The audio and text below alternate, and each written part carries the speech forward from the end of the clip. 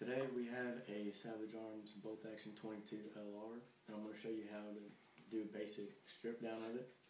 And all you are going to need is this little Allen wrench.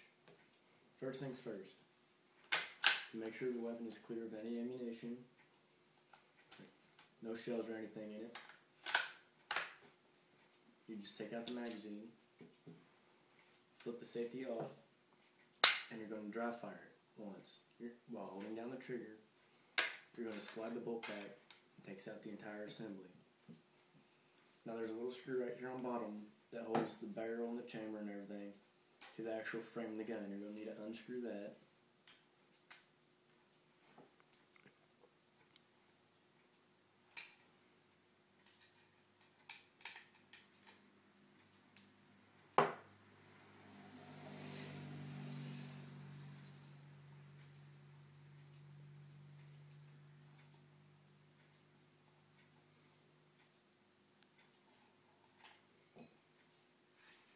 Now it should separate.